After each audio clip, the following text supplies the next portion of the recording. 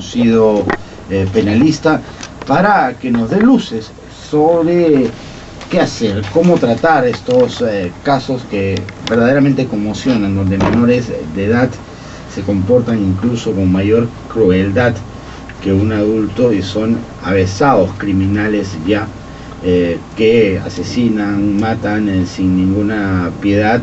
Encima son un problema para la justicia porque tienen ciertos privilegios por ser menores de edad y tienen la facilidad de fugarse, como Gringallo, que ya 2 veces ha evadido a la justicia y pone en peligro a toda la ciudadanía, teniendo a la policía en vilo tratando de buscarlo hasta debajo de las piedras.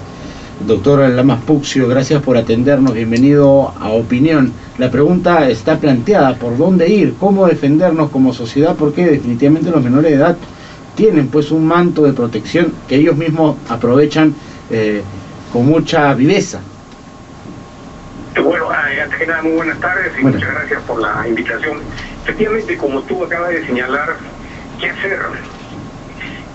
Una ciudadanía desconcertada frente a criminales juveniles avesados que actúan de manera despiadada y en forma inescrupulosa.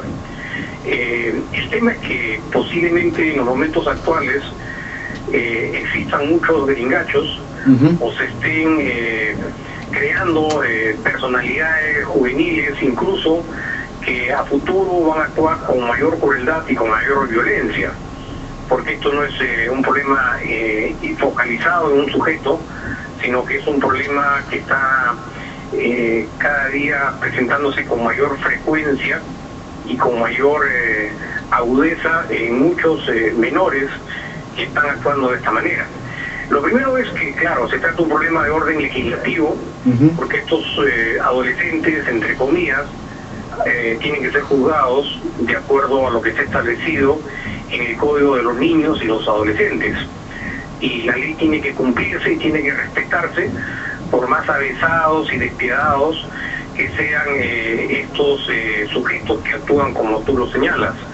Pero por otra parte también es una responsabilidad del Estado diseñar una política para poder prevenir o actuar de una manera más razonable frente a situaciones que se van a ir presentando cada vez con mayor frecuencia. Y lo que yo percibo es que no hay una política de Estado que pueda sintonizar una serie de esfuerzos en el campo preventivo, en el tema legislativo, en el ámbito policial, en lo que responde a la responsabilidad de una sociedad civil, al rol de los medios de comunicación, en fin, una serie de instituciones públicas y privadas que tienen que actuar de manera concertada.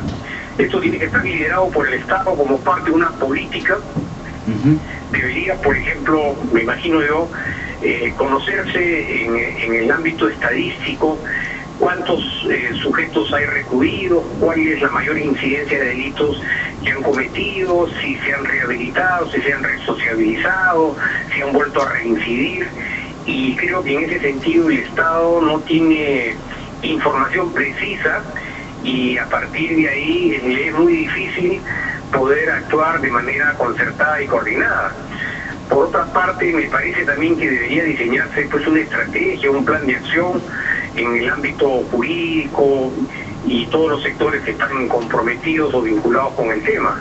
Esto de gringacho no es de ahora, eso ya viene repitiéndose, ¿no?, de manera reiterativa. Tenemos el caso de otro lamentable sujeto denominado Canevo. Canevo, claro. Y claro, y además estas actitudes son psicopáticas.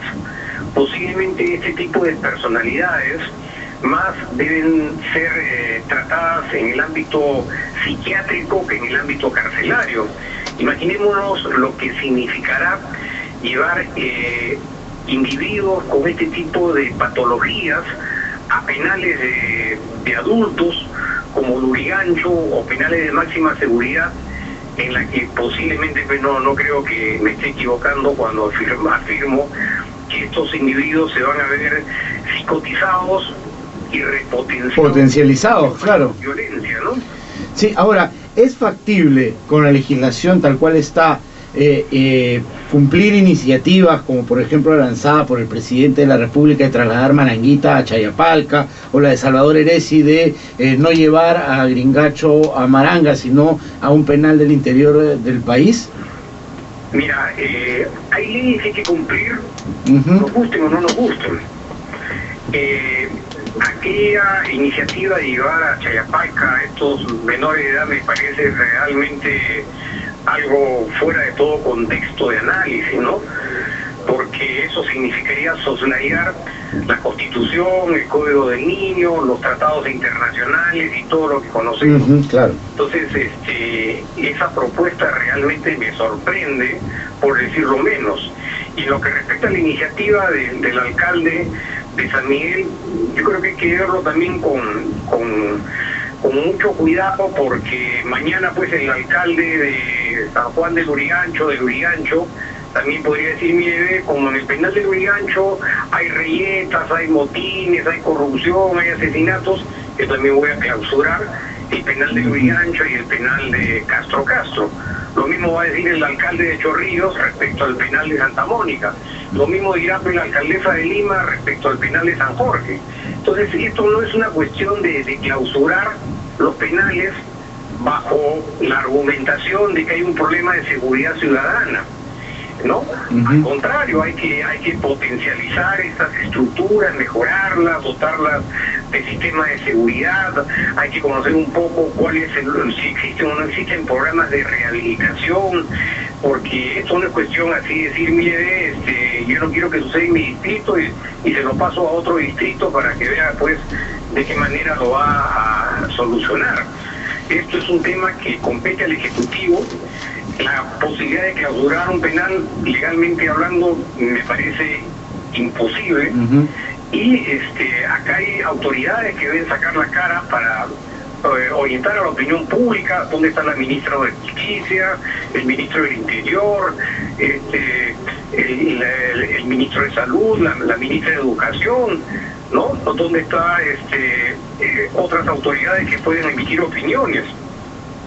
Acá, doctor, el tema de la edad es sumamente importante porque determina el tratamiento judicial que se le da a una persona. Se está viendo si Alexander Pérez Gutiérrez Gringacho es o no mayor de edad. Hay una sospecha sobre que había alterado su fecha de nacimiento justamente para gozar de ciertos privilegios. Una vez cumplidos los 18 años, la ley permite trasladarlo a un penal, como se ha dicho. Se está hablando de que podría ser San Jorge, en todo caso, que brinda mayores seguridades que Maranguita para tenerlo los años que le queden de pena.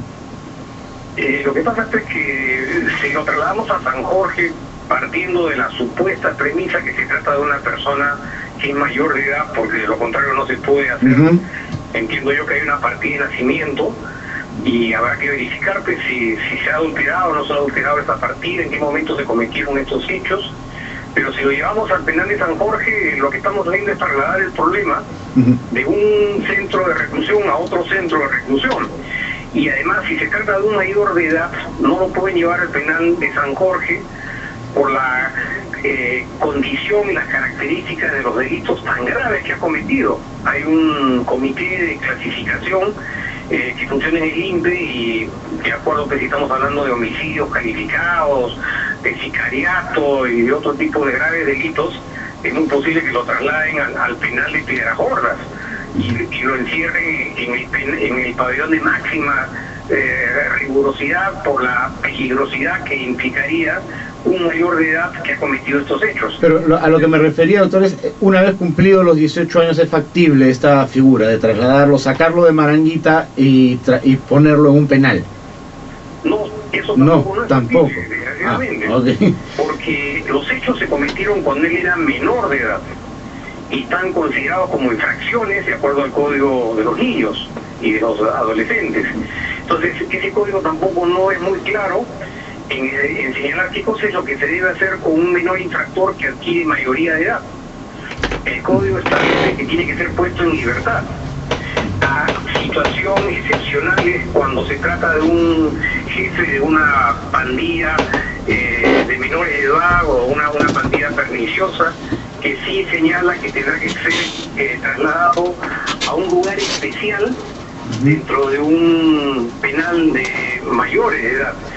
Esos lugares especiales tampoco no existen en el sistema. Claro, habría que hacer toda una adecuación ya de infraestructura y todo lo demás, que es todo un tema en realidad.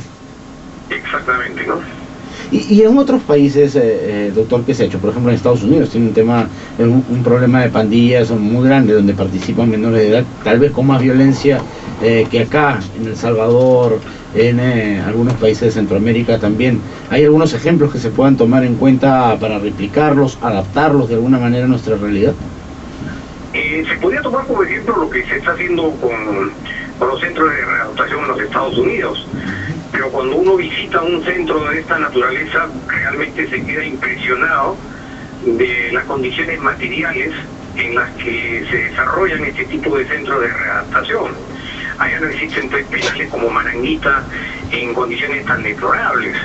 Y yo creo que acá se requiere un presupuesto económico muy significativo como parte de una estrategia, y además con disposición de un personal altamente especializado en el campo laboral, sociológico, psicológico, familiar, cosa que hasta este momento por lo menos se desconoce cuáles son los programas de resocialización que por ejemplo existen en Maranguita, porque también no podemos tapar el sol con un dedo y imaginarnos que porque lo trasladaron al Urigancho se solucionó el problema.